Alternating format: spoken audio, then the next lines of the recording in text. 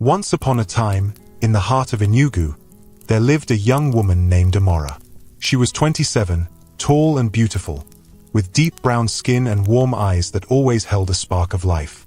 She worked as a pharmacist in a small but popular community pharmacy, where patients often came not just for medicine but for her gentle smile and kind voice. Amora wasn't rich, but she was content. She believed in hard work, love, and loyalty. She had been raised by strict but loving parents who taught her to always stand by her word, and to never play games with someone's heart. She had spent years praying for the right man. And then, Chike came into her life. It all started one rainy Tuesday afternoon. Amora was just about to lock up the pharmacy when a black Benz pulled up in front of the store. The door opened, and a tall, clean-shaven man in a navy blue kaftan stepped out, holding an umbrella. His eyes met hers immediately, and he smiled like he already knew her. "Good evening," he said, his voice deep and smooth. "Are you Amora?" She blinked. "Yes. Do we know each other?" He laughed. "Not yet. But I've heard about the kind lady at Divine Mercy Pharmacy who gives free paracetamol to children." She smiled shyly. "I don't usually give it for free, only when they really need it and can't pay." "That's what I heard," he replied. "And that's why I came. I wanted to meet the woman with the softest heart in town." Amora laughed. "That's a strange reason to visit a pharmacy." He shrugged. "Maybe I came to heal a different kind of sickness." That was how it began. Chike quickly became everything Amora had ever dreamed of. He was romantic without being too forward. He texted her good morning and good night every day. He sent lunch to her pharmacy whenever she forgot to eat. He took her to fancy restaurants and art shows. Within 2 months, he had met her parents. Her father liked him immediately. Her mother said he had husband spirit. But there was something about Chike that never added up. He was clearly wealthy. He had 2 cars. He always wore designer clothes. He took Amora to restaurants where the bill for 2 could feed a whole street. But he never really said what he did for work. "Real estate," he would say casually. "I flip properties." Amora would nod, but inside, she wondered, how many properties can a man flip in just 3 months and still spend this much? One afternoon, while they sat at the rooftop of a new lounge in town, she asked again, "Chike, what exactly do you do? I mean, really?" He smiled, leaned back in his chair, and said, "I told you. Real estate, consultancy. I have some silent partners." "Are you the silent one or the noisy one?" she teased. He laughed. "Does it matter? You're enjoying the results, aren't you?" She chuckled, but something inside her stayed unsettled. She wasn't asking because of the money. She just wanted to know the full truth about the man she was falling in love with. Still, Chike made her feel safe and loved.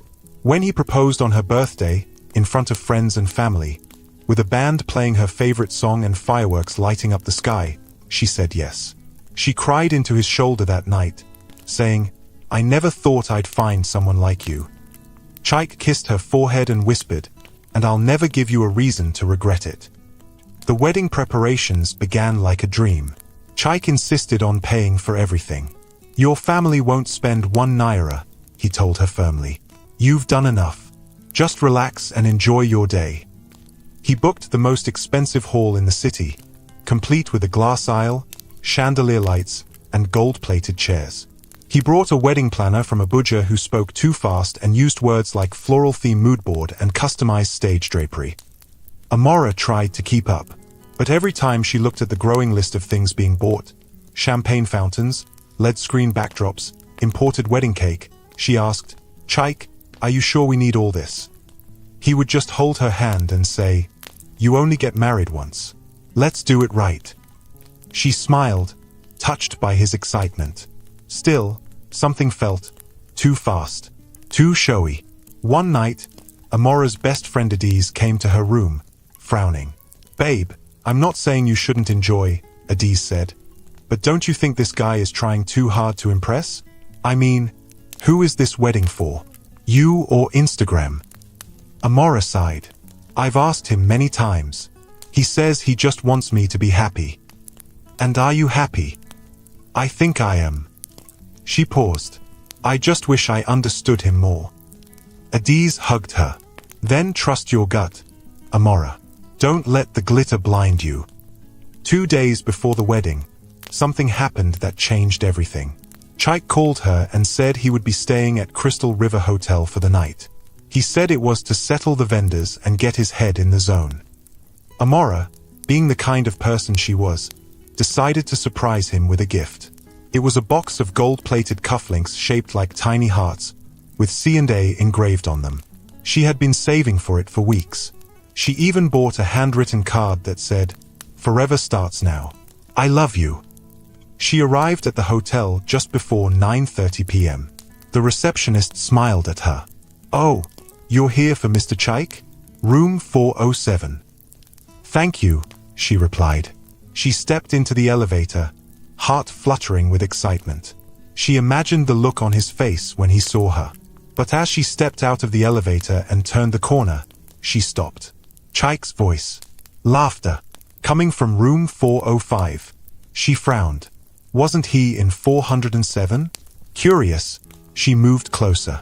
The door was not fully shut, just slightly open. She heard a woman's voice. Rich, full, older. "You've done well, my love," the woman said. She looked sweet and simple. "Nobody will ever suspect you belong to me." Amora's breath caught in her throat. Then Chaik's voice came. "That's the whole point. I marry her. Everyone sees me as a clean man. No more rumors. You and I can finally be free." "You better make it work," the woman said, laughing softly. "You are my best investment." "I won't disappoint you," he replied. Amora staggered backward like someone had slapped her. She didn't need to see their faces. She knew that voice.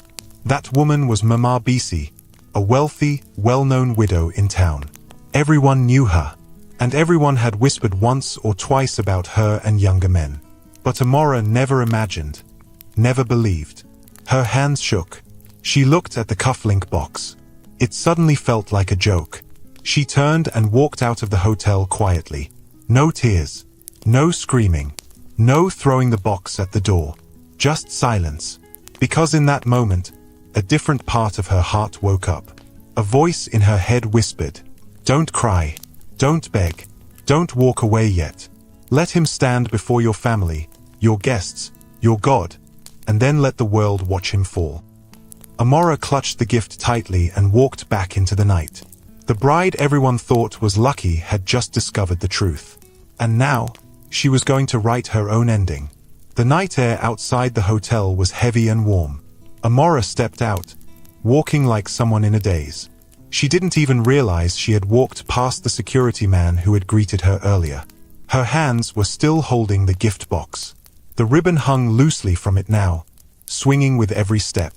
She reached the parking lot and leaned on the bonnet of her car. Her breathing was shallow. Her chest felt tight. She wasn't crying. Not yet. The tears sat behind her eyes, but they couldn't fall. Not now. She looked down at the cufflink box and opened it slowly. 2 golden hearts stared back at her. A gift for a man who had just called another woman his real love. She whispered to herself, "You said you'd never give me a reason to regret saying yes." Her hands closed into fists. She wanted to scream, to throw the box into the road and watch it disappear under a speeding car. But she didn't. Instead, she climbed into the driver's seat and shut the door gently. She sat there, staring through the windshield. Then, she turned off her car's interior lights, so no one would notice her. And she waited. Minutes passed. Then about 30 minutes. At 10:42 p.m., the hotel door opened. Chaik stepped out first, laughing, his white kaftan shining under the yellow lights. Mama Bisi followed behind him, wearing a tight gold wrapper that clung to her figure, with her high heels clicking loudly on the tiled ground. They looked like 2 people who owned the world. Amora watched silently as Chaik helped Mama Bisi into her car, kissed her hand, and whispered something that made her laugh again. The driver closed the door and drove her away. Chaik stood there for a moment, scrolling through his phone. Then he went back inside. Amora didn't move. She sat in that car till almost midnight, thinking. Everything inside her felt like broken glass. The man she thought loved her had been lying from the beginning, and the woman she had once respected from a distance was part of it. But the pain slowly changed into something else. Clarity. Amora whispered, "You want to play with me? You think I'm just a name on your guest list? A doll to wear a white dress and smile?" She took in a deep breath and wiped her eyes. "No problem, Chike. We'll still have that wedding. But it won't end the way you think." The next morning, Amora stood in front of the mirror, brushing her hair slowly. Her mother walked in carrying a small basket of eggs and bread. "Amora, you've not eaten since yesterday. Is everything okay?" "I'm fine, Mama," she said calmly. "Just tired. I couldn't sleep well." That's normal. It's wedding tension," her mother replied, dropping the basket. "But don't let it spoil your joy. God has blessed you. A man like Chike doesn't come around every day." Amora smiled faintly. "Yes, Mama. God has really blessed me."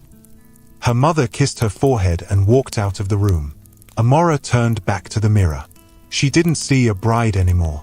She saw a woman on a mission. Later that afternoon, she called her best friend Adiz. "Can you meet me at the cafe near the bookshop? I need to talk." Adiz arrived 30 minutes later, dressed in jeans and a t-shirt, holding a bottle of cold Zobo. "You scared me with that call," Adiz said, sitting opposite her. "What happened?" Amora looked at her for a long time, then leaned forward. "I went to surprise Chike last night." Adiz's eyes widened. "And?" "I caught him with Mama Bisi." There was a pause. Then Adiz blinked twice. "Sorry, what?" "I caught them together," Amora said again. "Not by accident. I stood outside their hotel room and heard them talking. He called her his real love. She told him to marry me so that people will stop suspecting. I'm the cover-up." Adiz's mouth opened but no words came out. "They've been using me, Adiz. I'm the decoy, the mask for their dirty secret." "Oh my God." Amora nodded. "Yes, God is watching. But so am I." "What did you do?"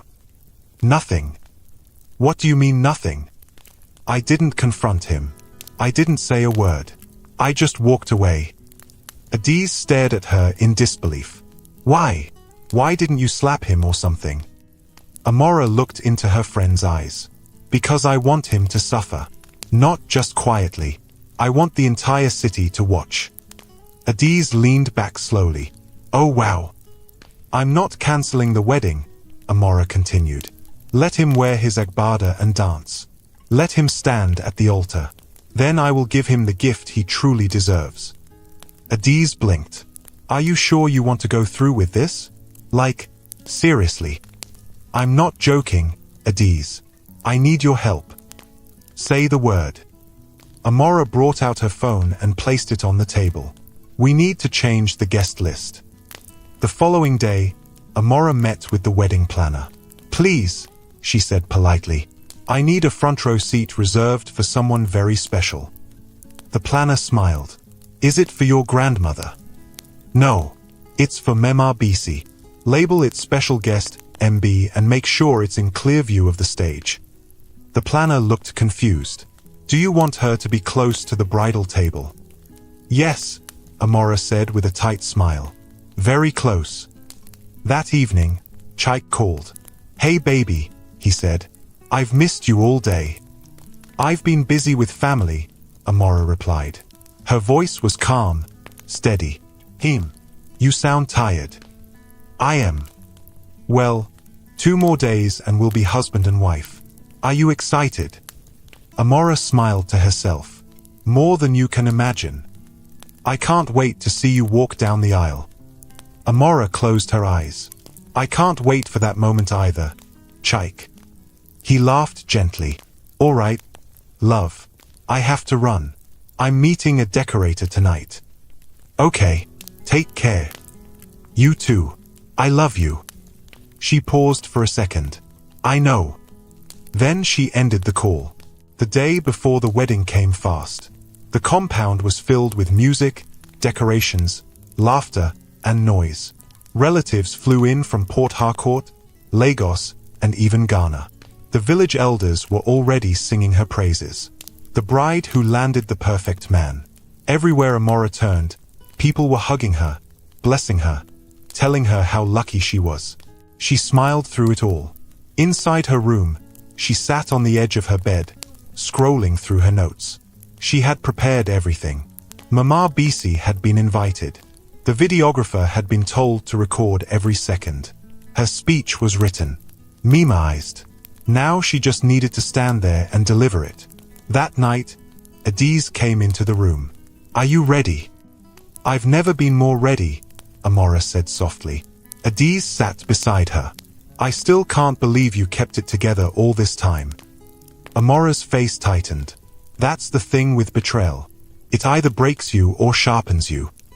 Adiz nodded. "He deserves what's coming." "I'm not doing it just for me," Amora said. "I'm doing it for every woman who was used and discarded.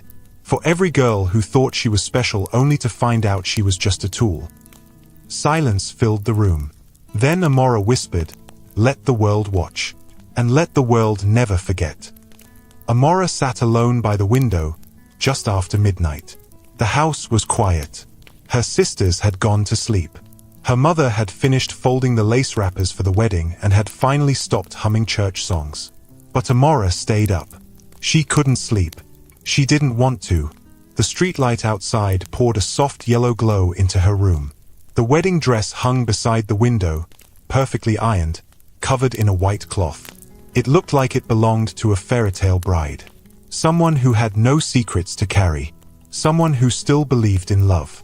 But Amora wasn't that girl anymore. Her chest ached with silence. Not the kind of pain that makes you cry loud and fall to the ground. This one was quiet. Deep. Like a fire burning slowly inside, waiting for the right time to rise. She hugged her knees and stared at the dress. Then she whispered, "I was so blind." It started with little signs. But love had covered her eyes. She remembered the first time Chaik brought her to a car dealership and said, "Pick anyone you like." She had laughed. "What do you mean anyone?" He said, "You're my wife. I'll do anything to make you smile." But when she picked a small Toyota, he looked disappointed. "That's too simple. Why not the Lexus?" She thought he was just generous. Now she understood he was trying to match a lifestyle that wasn't his to begin with. A lifestyle given to him by the same woman who was now calling her a mask. Amora closed her eyes. She remembered his phone habits. How he always left the room to answer certain calls. How he never allowed her to touch his second phone. She remembered how he changed the subject every time she asked about his job. One time, she asked, "What does your company actually do?" He smiled and said, "We move big things." She laughed and said, "What does that even mean?" He winked and replied, "You'll understand when the money enters your account." She had laughed then, too, but deep down, she had felt confused. She had ignored the confusion. Because he was kind. Because he held her hand in public. Because he called her his queen. But now, she saw everything clearly. She was never his queen. She was the curtain. She was the decoration. She was the lie they needed to keep the real truth safe. Amora stood up and walked to the mirror. Her eyes were puffy. Her lips were dry. She stared at her reflection and asked herself, "How did I not see it?" By 4 a.m., her alarm rang. The wedding day had arrived. Makeup artists came in with large boxes. Photographers were already moving about, capturing every moment. Her sisters were busy snapping selfies and laughing about whose jewel was tighter. But Amora moved through it all like a ghost. She sat in the makeup chair, letting the woman do her work. "You have very calm skin," the makeup artist said. "You must be really peaceful inside." Amora smiled without answering. Adiz walked in and sat beside her. She looked worried. "Did you sleep at all?" "Not really." "You want to talk?" "Later, when everything is done." Adiz reached for her hand. "You don't have to carry this alone." "I know, but I need to feel all of it. Every bit of it. So I never make this mistake again." The makeup artist didn't say a word, but the silence in the room became louder. Around 7:30 a.m., the bridal convoy began to line up. The cars were sparkling. Decorations were perfect. The weather was beautiful. Even nature didn't know what was coming. Amora stood in her gown, staring at herself in the mirror. "You look like a goddess," one of her cousins whispered. Everyone in the room agreed. But Amora didn't care. She was thinking about the words she would say at the altar, the truth she would pour into that microphone, the shame that would wrap itself around Chaik's shoulders. She had written every word. She had rehearsed it. But now, standing in the dress, she felt something shift inside her. She turned to Adiz and whispered, "What if I lose control? What if I break down?" Adiz came close and placed a hand on her shoulder. "Then you break down, but not before they hear the truth." Amora swallowed hard. "I'm scared." "You're strong." Amora held her breath for a second. Then she nodded. "Let's go." The church was packed. Guests were already seated. The groomsmen were in line. The choir was singing softly. The air was filled with perfume, powder, and expensive fabric. Chaik stood in front of the altar, smiling like a man who had everything. He looked calm, confident. He didn't know what was waiting for him. Mama Bisi had arrived quietly. She was sitting in the front row, her gold lace shining under the lights. People whispered and admired her. They didn't know she was the reason this wedding existed in the first place. Amora arrived outside the church in a white stretch car. Everyone turned to see her. People gasped.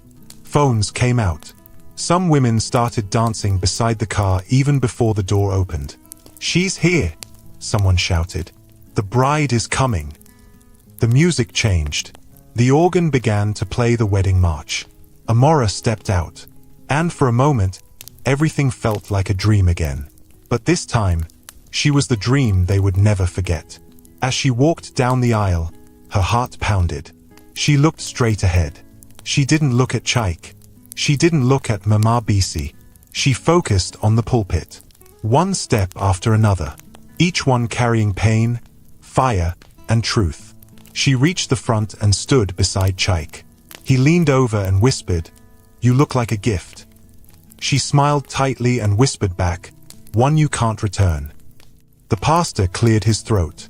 "Dearly beloved, we are gathered here today to witness the joining of this man and this woman." Amora's mind drifted for a second.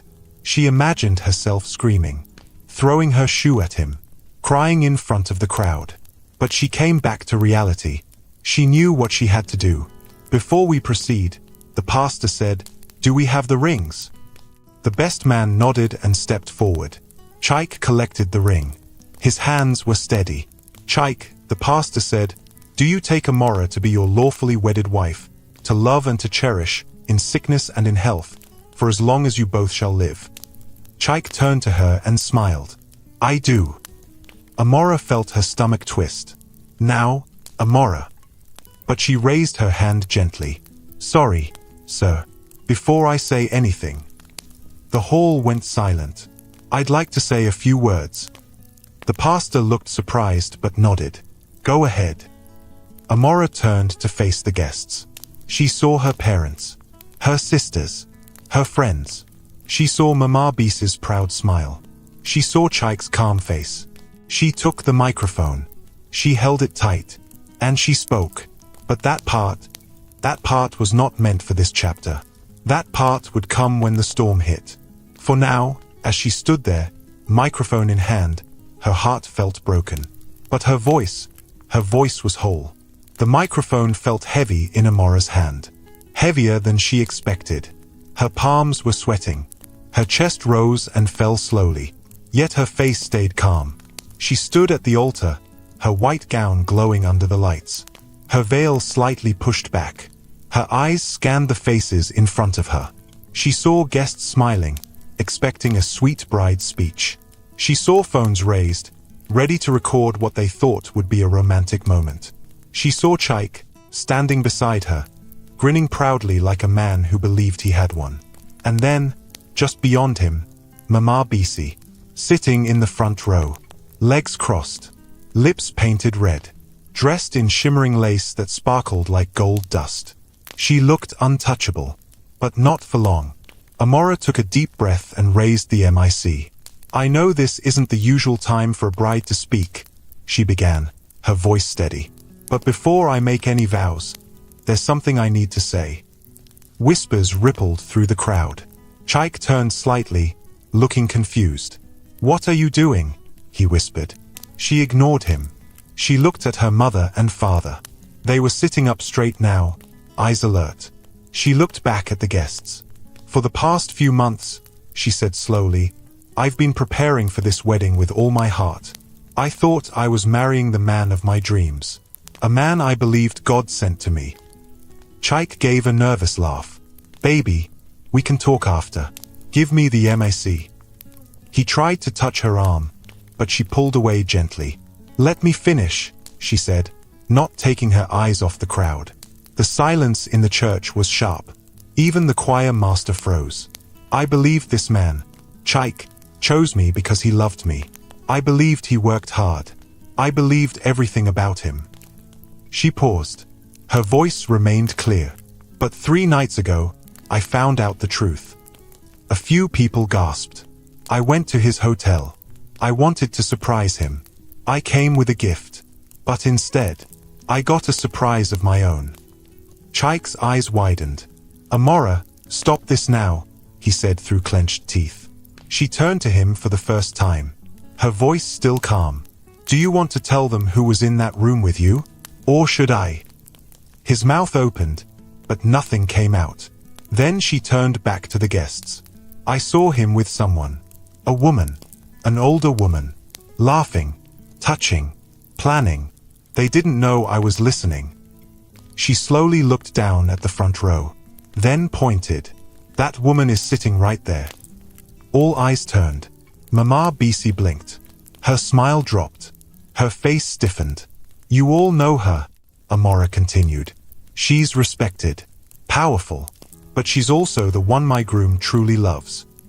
Gasps filled the air. She paid for this wedding. She paid for his suits, his cars, his fake business image. And me?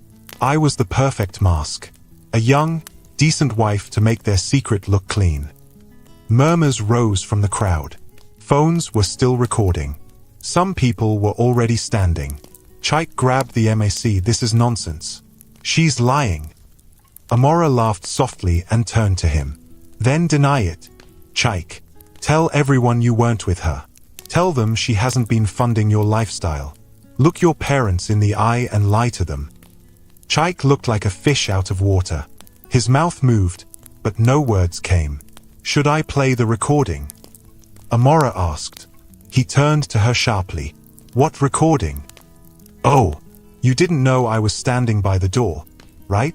You didn't know I pressed record when you told her I was your respectable cover." Someone from the back shouted, "Play it." Another voice said, "God forbid." People started pointing at Mama BC. "Is it true? That's your boy toy? What kind of shame is this?" Mama BC stood up suddenly.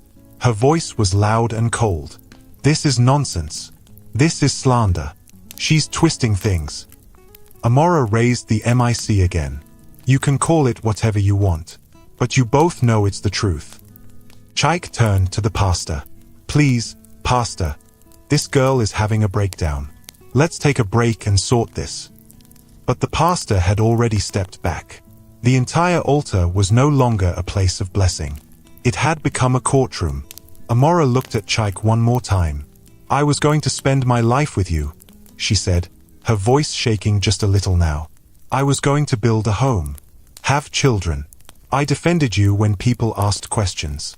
I trusted you even when things didn't add up. And all this time, you were using me." Her voice broke for the first time, but she held herself steady. "You wanted a wedding. I gave you one. But today, I'm not leaving here as your wife. I'm leaving as the woman who exposed the truth." She turned to the crowd again. "And to every girl watching this, in this church or online, don't ever let anyone make you feel small.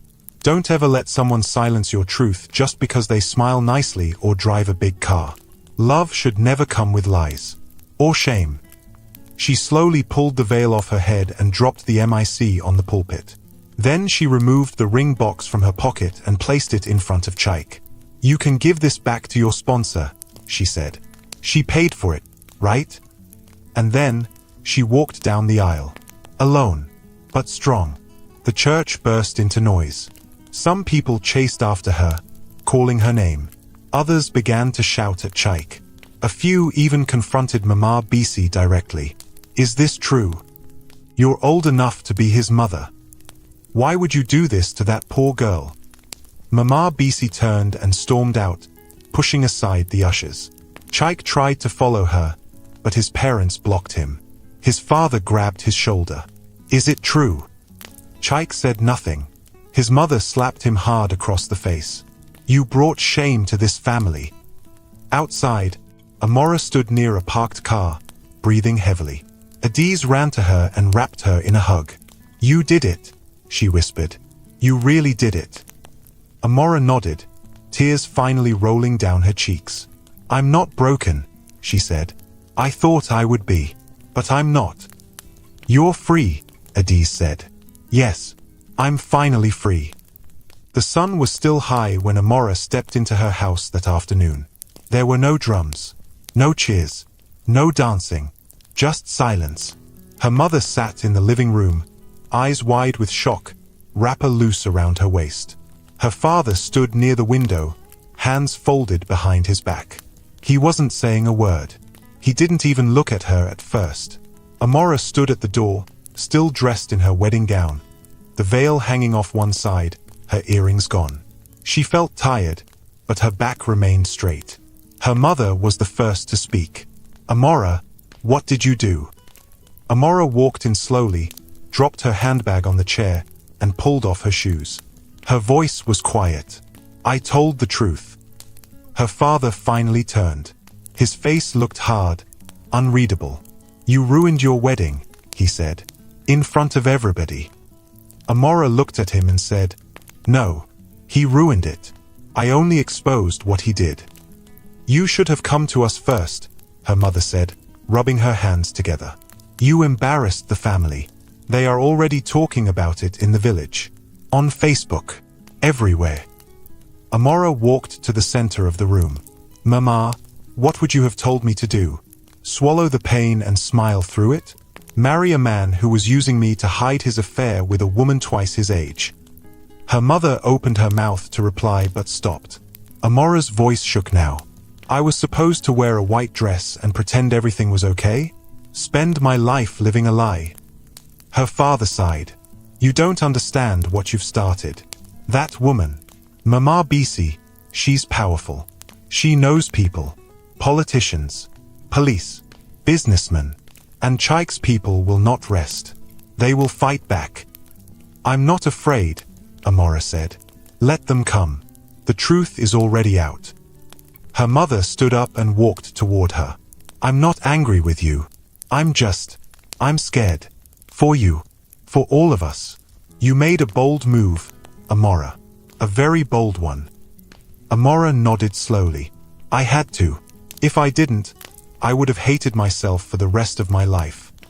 Her father turned back to the window, but this time, his voice was softer.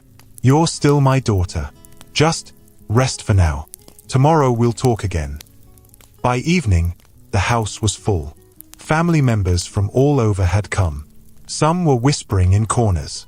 Others were arguing in low voices. Some aunties kept looking at Amora with pity.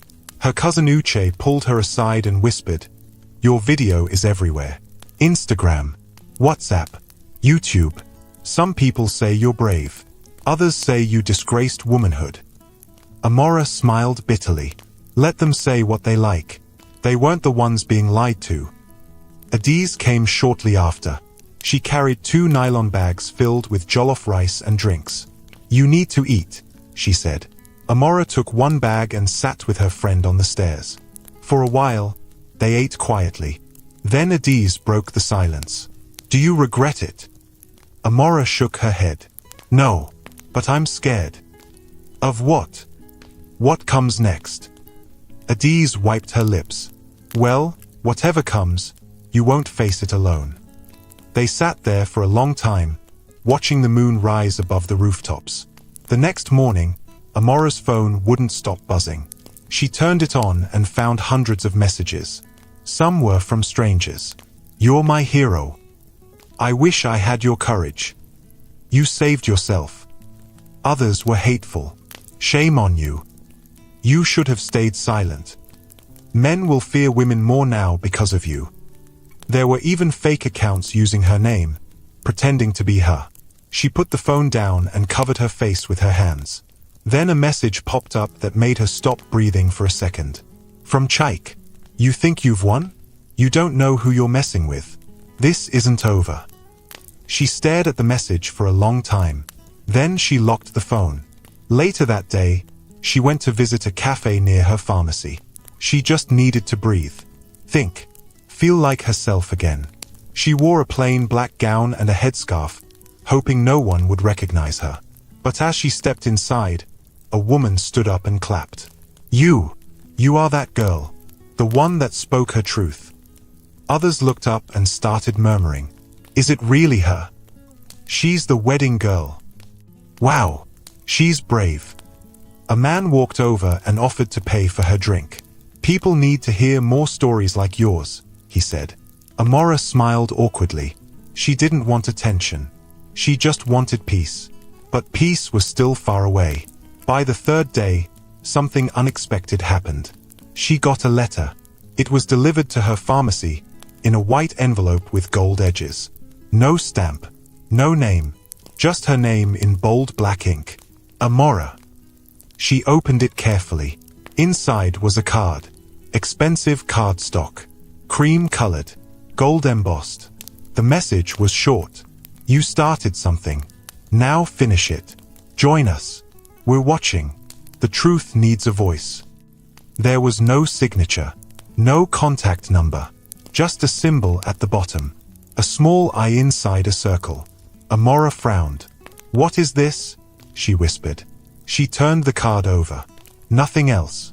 She placed it back inside the envelope and tucked it into her bag. That night, she told Adiz. This card came today. I don't know who sent it.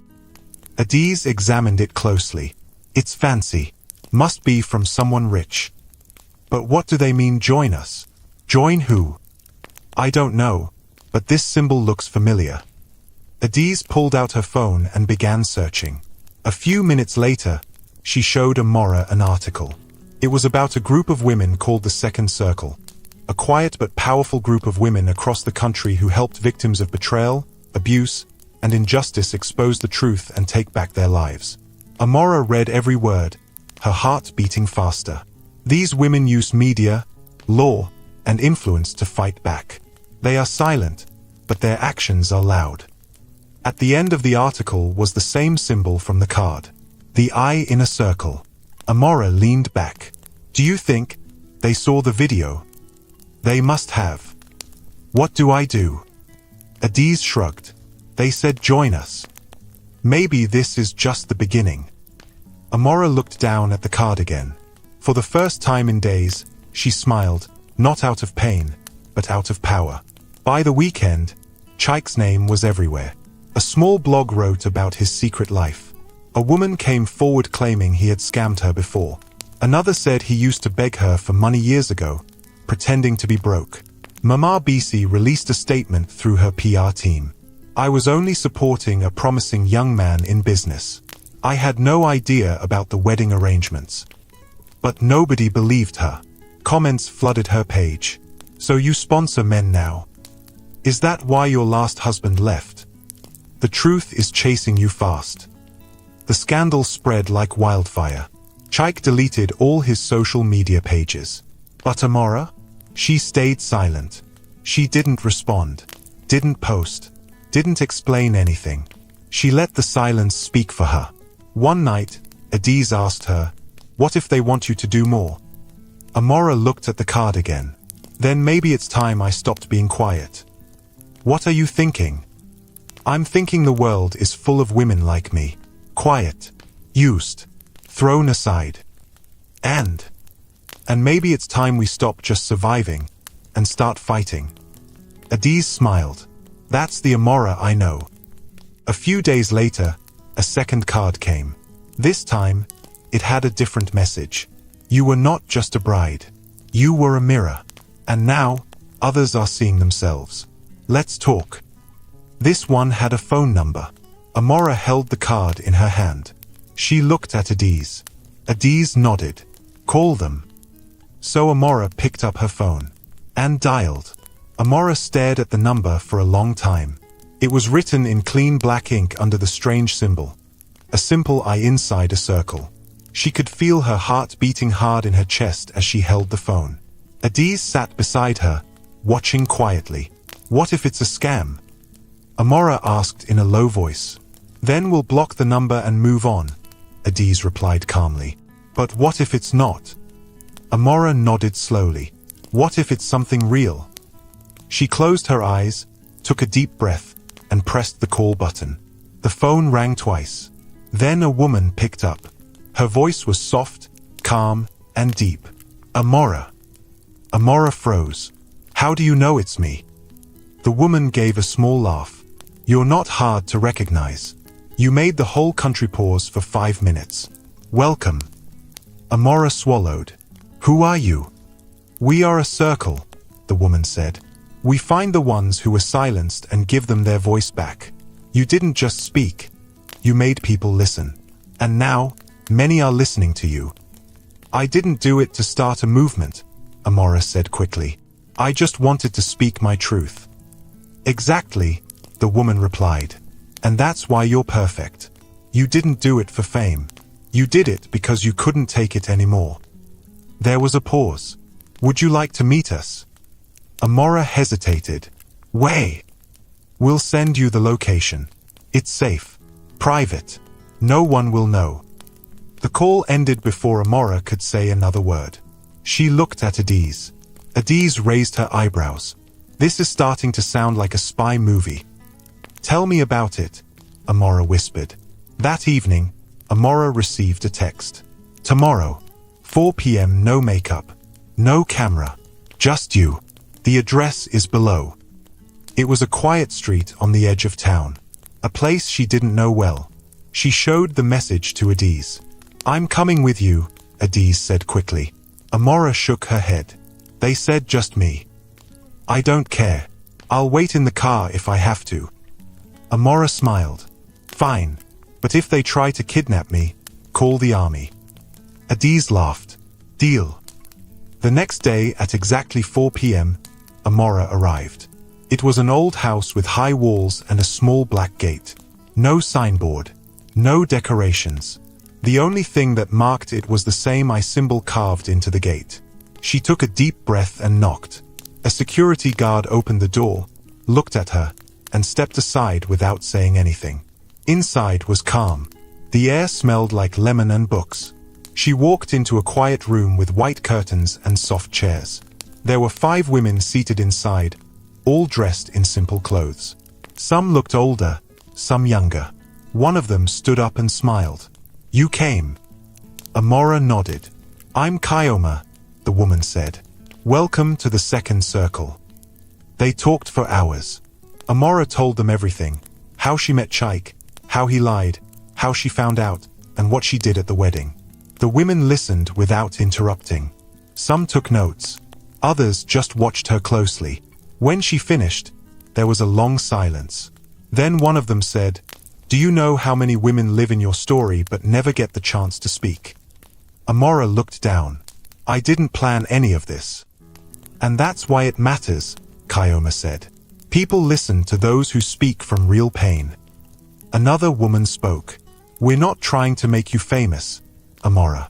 We want to give you tools, protection, support. You've already started the movement. We just want to help you grow it. Amora frowned. How? We have connections. Media, lawyers, platforms. If you're ready, we'll help you speak. Not just for yourself, but for others. Amora didn't answer immediately. She sat back and closed her eyes for a moment. Images flashed in her mind. Chaik's smug face. Mama Beese's proud laugh. Her father's disappointment. The cheering in the church. The online messages, both good and cruel. She opened her eyes. I'm ready.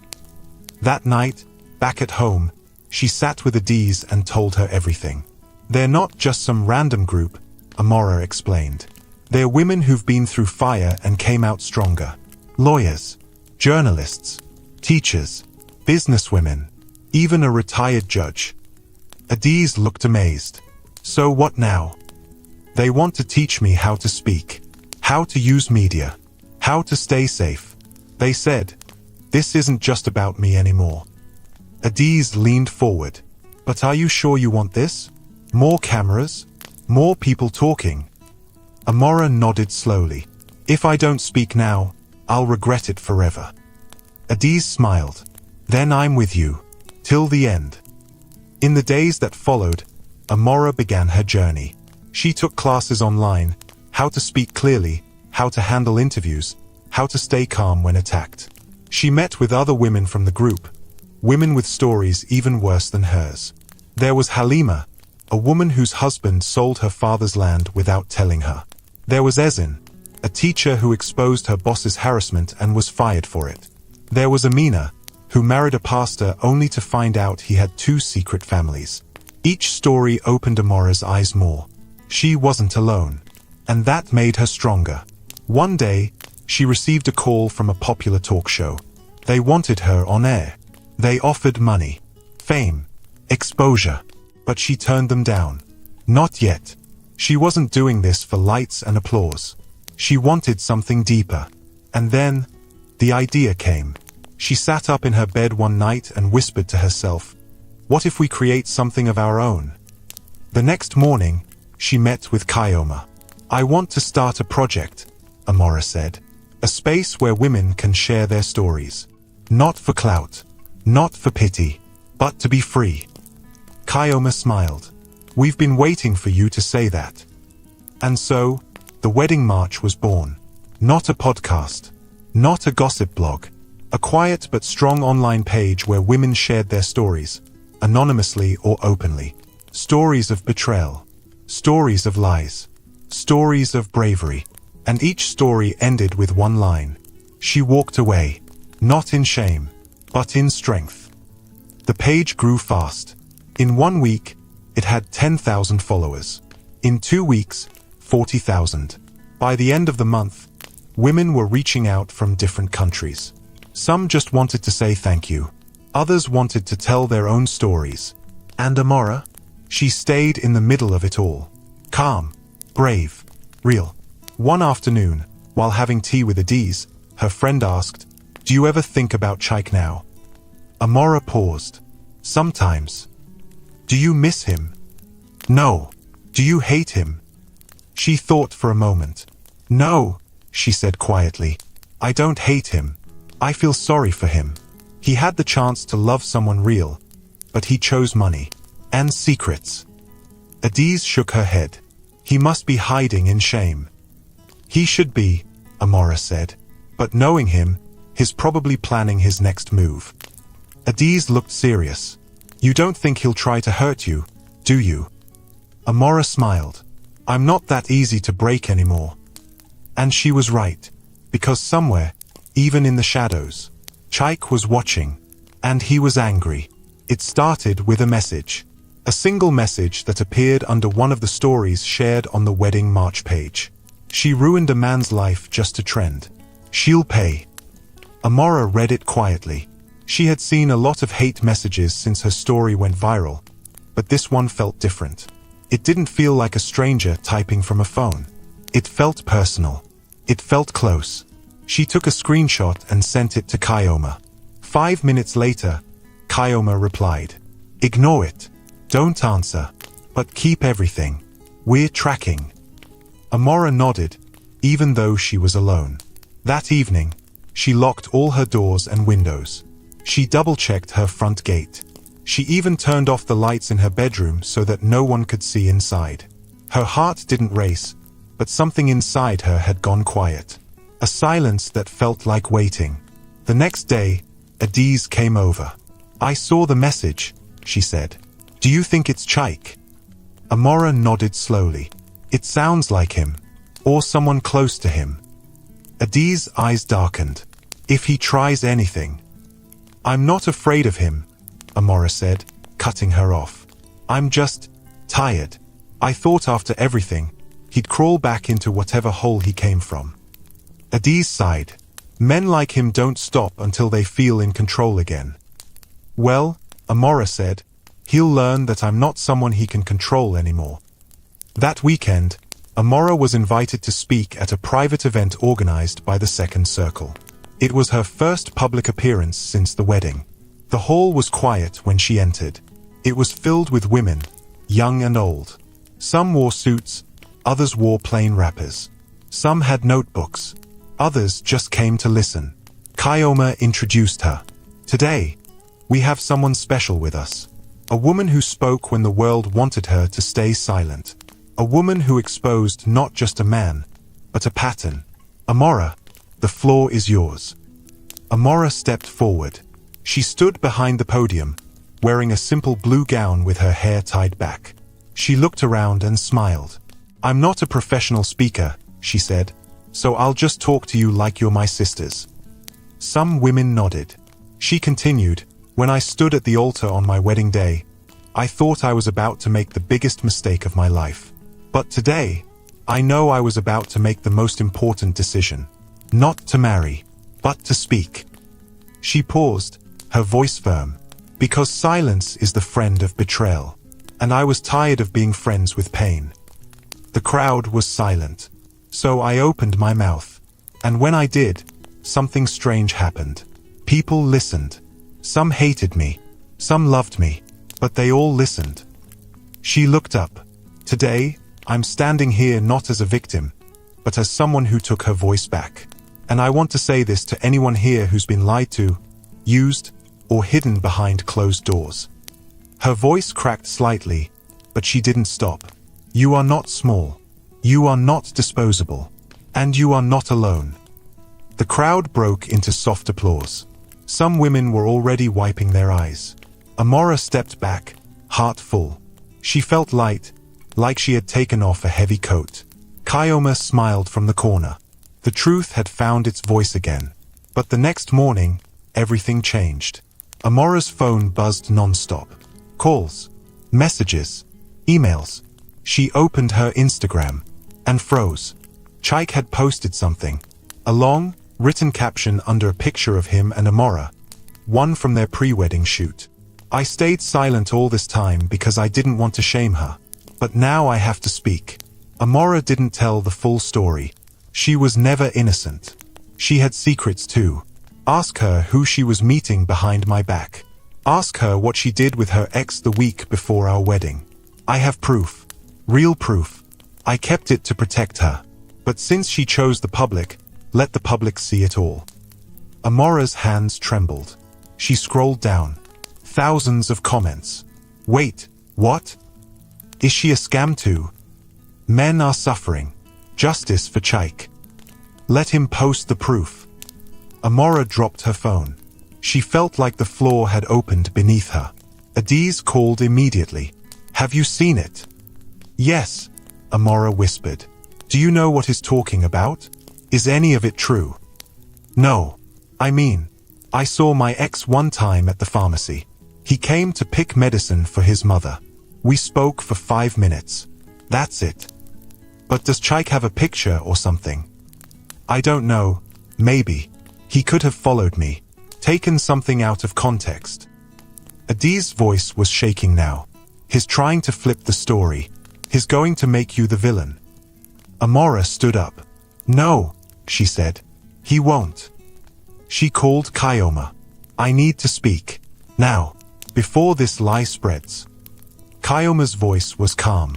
We're already preparing your statement. But first, we need to find out what he has. They met with a digital security expert that afternoon. He checked Chaik's pages and said, this is a soft attack. He's using implication without evidence. Classic gaslighting. If he had real proof, he would have posted it. So what do I do? Amora asked. You tell the truth again, Kyoma said, loudly, clearly, and with power. That night, Amora made a video. She sat on her bed. No makeup, just her raw face. She looked into the camera and spoke slowly. I never wanted to be here again, explaining myself. But I won't stay silent when lies are being used to cover the truth.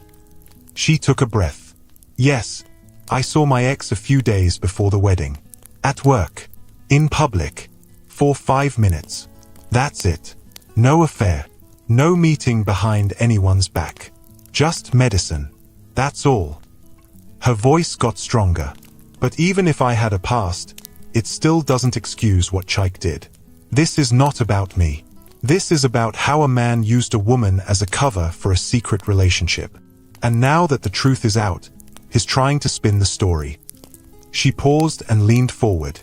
I'm not perfect, but I'm not a liar, and I will not let my story be stolen. She ended the video. It was posted that same night, and by morning, it had gone viral again. People responded fast. Thank you for clearing it up. Even if she had a past, it doesn't justify betrayal. She stayed calm. He's just angry he got caught. The tide turned again. Chaik's plan failed. He tried to reply with vague screenshots and blurry images. But they were weak. No proof. Just shadows. He deleted his post. And for the first time, he stayed quiet. Amora sat on her balcony that evening, watching the sunset. Adiz joined her with a bottle of juice. You survived, she said. Amora smiled. I'm tired. I know. But I'm stronger than I thought. Yes, you are. They sat in silence for a while. Then Adiz said, Do you still think about what you almost became? Amora looked at her. A wife with no truth. Yeah. Amora leaned her head back. I think about it every day. And every day, I thank God I found the courage to walk away. Adiz smiled. Your vow wasn't to a man. It was to yourself. Amora nodded. And I'm still keeping it. 2 months had passed since the wedding that never happened.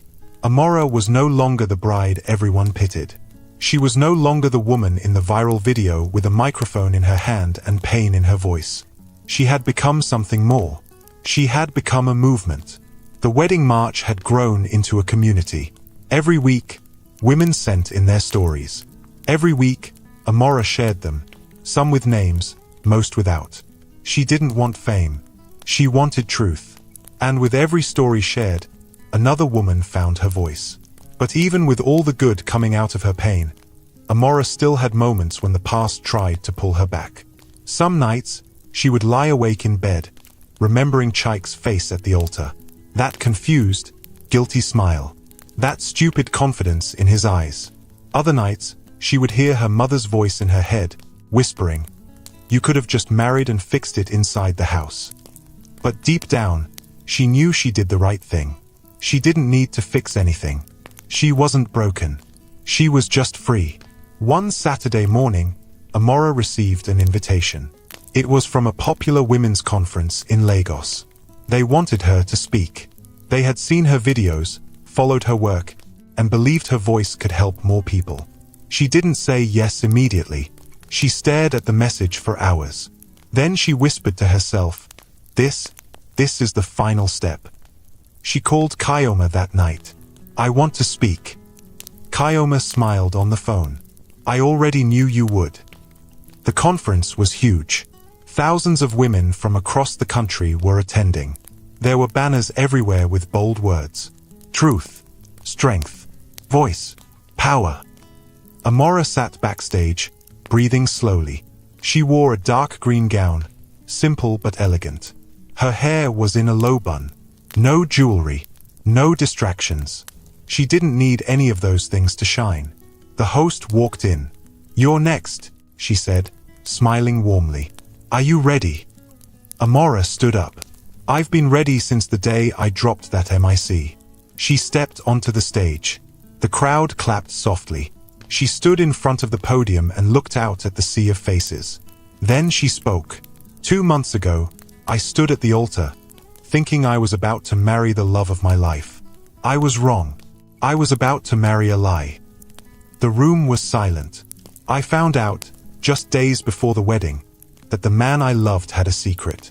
He was in a relationship with another woman. An older woman. A woman who was sponsoring him. And I was the cover story. She paused. I could have walked away quietly. I could have hidden my shame. But I chose something else. She leaned forward. I chose to speak. The crowd leaned in too. I spoke for myself. But what happened next was something I never imagined. Other women started speaking too. Not because I gave them power, but because they remembered they already had it. She raised her voice now. This is not about revenge. This is about refusing to be silent. This is about refusing to live in shame that was never ours to carry. People started clapping. This is about walking away, not in weakness, but in strength. The clapping grew louder. This is the wedding march, but not the kind that ends in rings and photos. This is the march of every woman who chooses truth over fear. The entire room stood up. People were cheering now. Some were crying. And Amora? She smiled. She didn't cry. She didn't shake. She stood strong. Because this time, she wasn't carrying pain. She was carrying power. Later that evening, Amora sat in her hotel room, exhausted but happy. Her phone buzzed. It was a message from an unknown number. She opened it carefully. I saw your speech. I should have known you were more dangerous with truth than I ever was with lies. Enjoy the spotlight. I'm done fighting you. Chike. Amora stared at the message. Then she deleted it. She didn't even bother replying. Chike was no longer a chapter in her life. He was a footnote.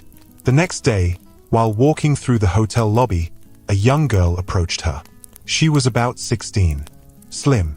Dark-skinned. Shy. Excuse me, the girl said, looking down. Yes. You're Amora, right? Amora smiled. Yes, I am. I just wanted to say, thank you. Amora tilted her head. For what? For showing me that I don't have to stay quiet when people hurt me. Amora's eyes softened. What's your name? Chisholm. Amora reached out and held her hand. Chisholm, I want you to promise me something. The girl nodded. Promise me you'll always speak your truth. Even if your voice shakes. Even if nobody claps. Promise me you won't let the world silence you. Chisholm smiled. I promise. Amora gave her a hug. That moment meant more than the whole conference. Because truth had started a fire. And the fire was spreading. Back in Enugu, Amora returned to her normal life. She resumed her job at the pharmacy. She walked the same streets. She greeted her neighbors like before. But something had changed.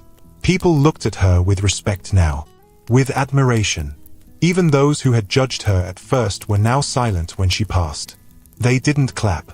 They didn't cheer. But they stepped aside. Because truth clears a path no lies can block. One afternoon, she visited the church where her wedding almost happened.